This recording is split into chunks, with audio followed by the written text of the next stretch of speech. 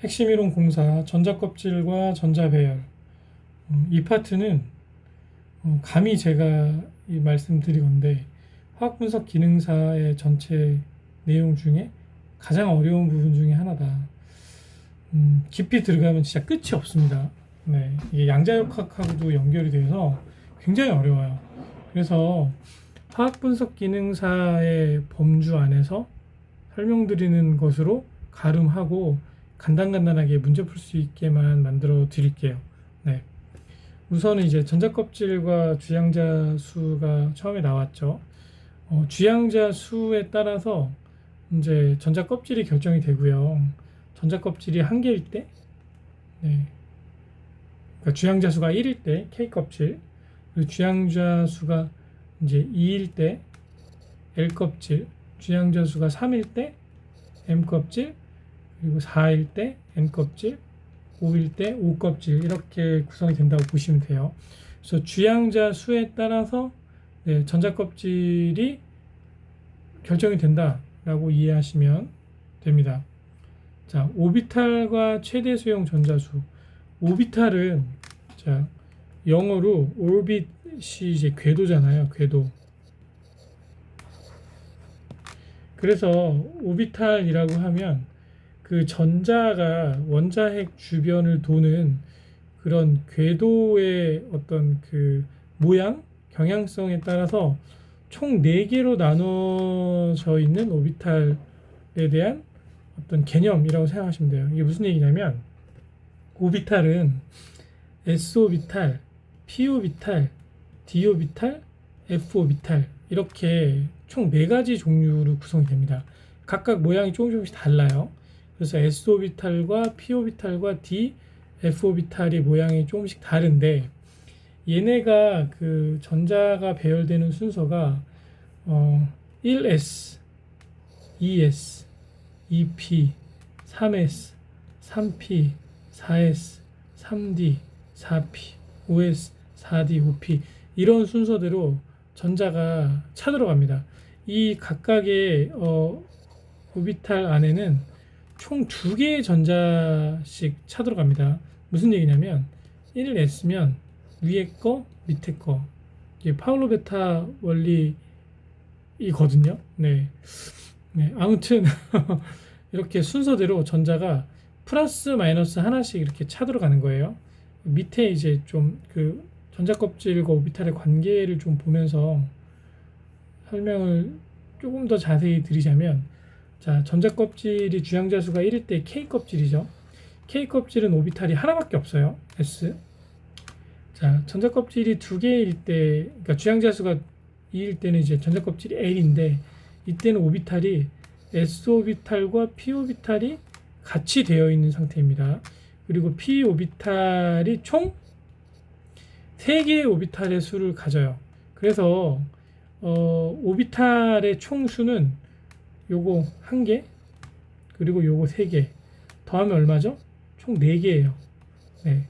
그러면 각 오비탈마다 전자가 2개씩 들어간다고 했잖아요. 그러면 들어가는 전자의 수는 2 곱하기 4 하면 이 L껍질에서 수용할 수 있는 최대 전자수는 8개가 되는 거죠. 같은 방식으로 생각하시면 됩니다. M껍질은 이제 주양자 수가 3이고 3이다 보니까 오비탈의 종류가 하나, 둘, 3개입니다. 네.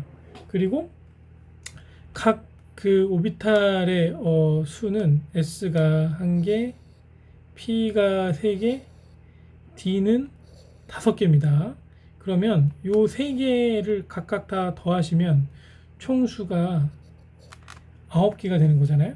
그럼 오비탈의 수는 9개, 전자가 들어갈 수 있는 오비탈의 총수가 9개고 각 오비탈마다 전자를 2개씩 수용할 수 있습니다.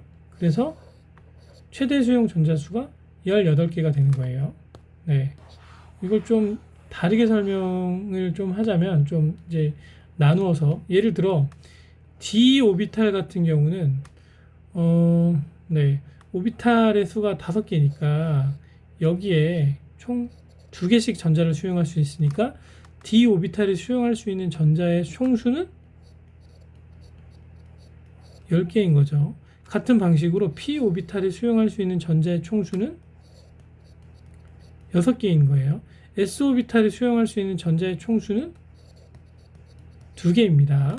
전자 껍질에 따라서 오비탈이 하나씩 늘어나기 때문에 그 늘어나는 것에 따라서 수용할 수 있는 전자의 개수가 기하급수적으로 늘어나는 거죠. K 껍질을 가지고 있는 오비탈, 그러니까 전자 껍질의 K 껍질은 이제 최대 수용, 그래서 전자수가 2개, L 껍질은 8개, M 껍질은 18개, N 껍질은 32개. 그리고 이것을 표현하는 방식이 아래와 같은 방식으로 표현을 하는 거예요. 굉장히 저도 어렵습니다. 하지만 기본적인 내용이 이렇게 된다라는 것을 좀 이해가 안 되시면 외우는 방법밖에 없거든요.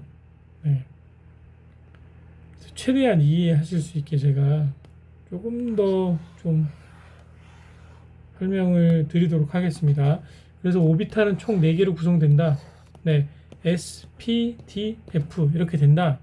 그런데 이게 순서대로 차는 것도 아니에요. 뭐냐면 자, S1이 나오고 1S가 나왔고 2S, 2P가 나왔고 3S, 3P가 나왔는데 또 D는 4보다 더 뒤에 나옵니다. 그래서 원자의 전자 배열 순서, 이게 전자가 차 들어가는 순서예요. 하나 차고 하나 차고 이렇게 순서대로 이렇게 차는데 이게 3D, D 껍질보다 그러니까 D 오비탈보다 S 오비탈에 먼저 차 들어간다. 이렇게 순서를 좀 이해하셔야 돼요. 왜냐면 이게 시험 문제 가끔 나와요. 그래서 어디에 먼저 전자가 차느냐 그걸 묻는 문제가 나오거든요. 전자 껍질과 오비탈의 관계는 방금 설명해 드린 것으로 가름하도록 할게요.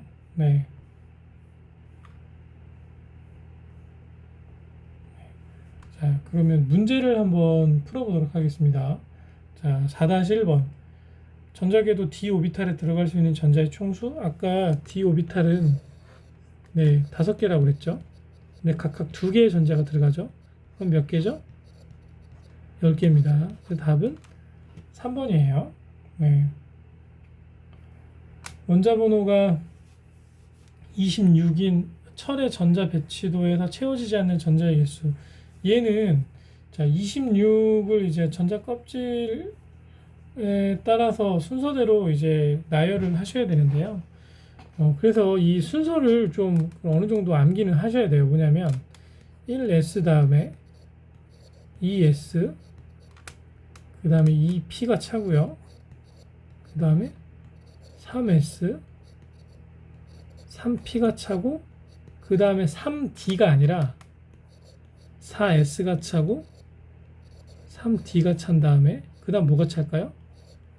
4P가 차겠죠. 그쵸? 일반적으로 S, P, D, F 순서대로 차는데 요 정도까지만 암기하시면 거의 이제 원자 번호 다 수용할 수 있는 그런 범주 안에 들 거예요. 그럼 여기가 2개 들어가죠. 여기 ES 2개가 들어갑니다. 그쵸? 이 P는 총 3개씩 총 6개가 들어가고요. 3S도 2개가 들어가고요. 3P도 총 3개씩 전자가 2개니까 6개가 들어가고요. 4S도 2개가 들어가겠죠. 그쵸? 그럼 여기까지 한번 더 해볼게요. 하나, 둘, 셋, 넷. 자, 6개니까 10개. 11, 12, 13, 14. 자, 여기까지 하면 20개죠. 20개. 근데 이제 원자 번호가 26번이잖아요. 그러면 3D는 전자가 찰 수 있는 공간이 총 5개입니다. 이 전자가 차는 순서는 순서대로 차요. 하나, 자, 20개, 21, 22, 23, 24, 25개가 차고 26개 차면은 이제 26개가 끝났죠. 그럼 나머지 4개가 비어 있잖아요. 그쵸? 네.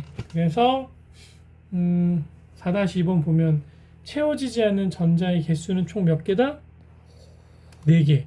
이렇게 푸시면 됩니다. 이거를 푸시려면 요 순서를 아셔야 되고, 그리고 S나 P나 D가 저장할 수 있는, 그러니까 채워질 수 있는 전자의 총 공간이 몇 개인지도 아셔야 되고, 그리고 마지막으로 이게 총 이제 공간에 전자가 차 들어갈 때 순서대로 찬다.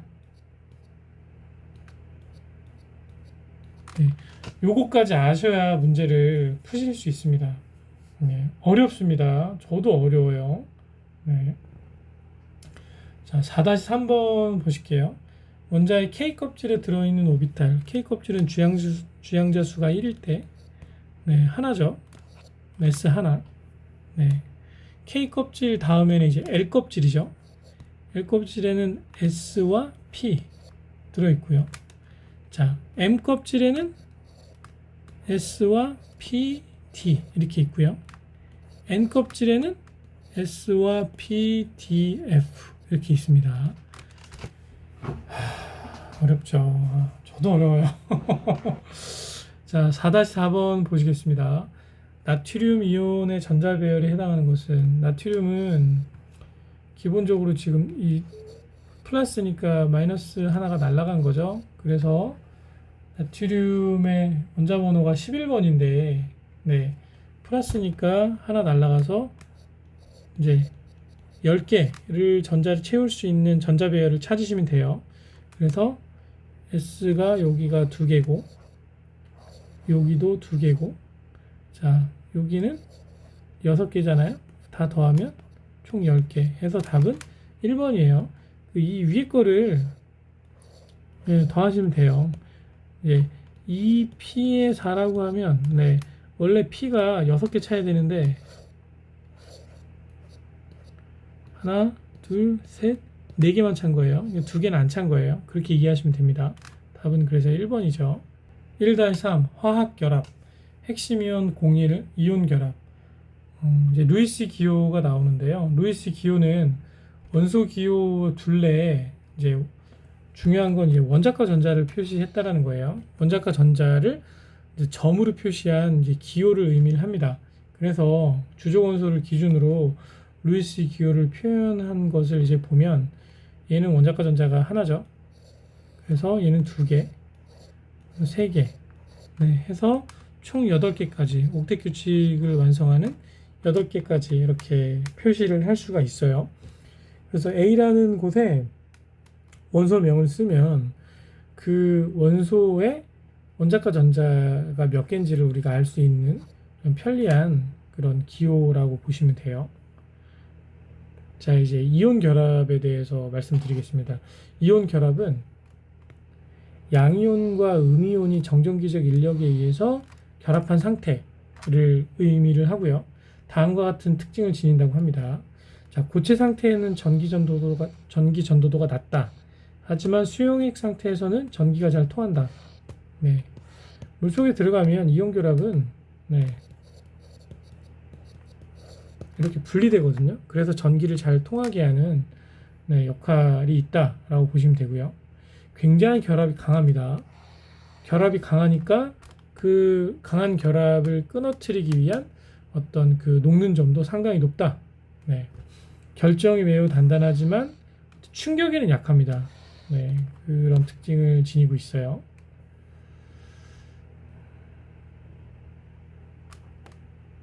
이온 반지름. 그 이온을 띠고 있는 그런 물질, 그러니까 이온 상태의 어떤 물질의 반지름을 우리가 표현을 할 수 있는데요. 자, 이온 반지름은 이제 동일족일 때는 원자 번호 증가할 때 커지고, 왜 그러냐? 동일족이라고 하면 이제 껍질이 증가하니까. 그리고 동일 주기에서는 이제 원자 반지름이 번호 증가에 따라 작아지는데, 네, 얘는 이제 그 일반적인 원자 반지름하고 거의 유사하다고 생각하시면 돼요. 네.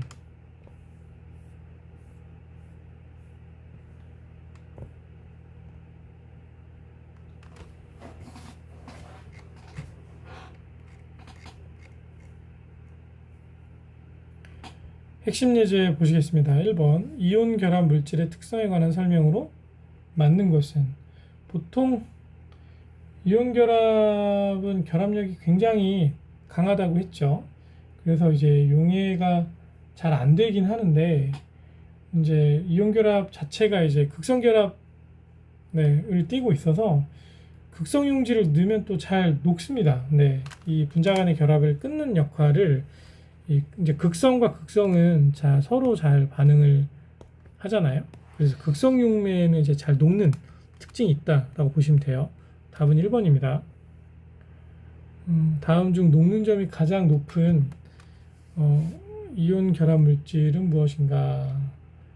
보면 이제 이온 결합력의 세기에 따라서 녹는 점이 결정이 되는데, 서로 이제 그 당기는 힘이 얼마나 센가는 이제 원자 반지름과 이온의 전하량에 영향을 많이 받거든요. 네, 여기 보시면 네, 이제 플로린은 동일하죠. 네, 그러면 얘랑 결합하는 이제 나트륨이나 칼륨이나 또는 뭐 루비듐이나 이런 물질들이 얼마만큼의 그 이제 원자 반지름을 가지고 있느냐에 따라서 다른 거예요. 여기서 보면 원자 반지름이 이제 크면 클수록 서로 당기는 이제 힘이 작용하는 길이가 크기 때문에 결합력이 약해지는 거죠. 무슨 얘기냐면 이 중에 원자 반지름이 제일 작은 게 나트륨이거든요. 네. 그래서 얘가 원자 반지름이 가장 작기 때문에 플러스 U 핵전하와 그리고 이제 그 힘이 땡기는 힘이 미치는 범위가 가장 짧기 때문에 요게 결합력이 가장 셉니다. 그래서 녹는 점도 가장 높게 되는 거죠. 답은 1번이에요. 네. 자, 1-3번. 네, 이온 결합 물질인 것은 1번이죠. 이런 건 그냥 뭐 이제 그냥 알고 계셔야 돼요. 네, 이온 결합 Na 플러스 Cl 마이너스. 네, 그냥 알고 계셔야 됩니다. 답은 1번이에요.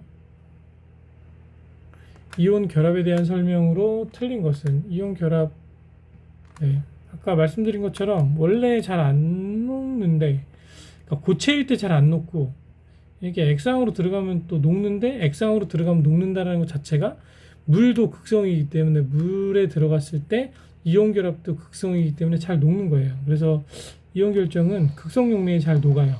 네, 답은 1번입니다.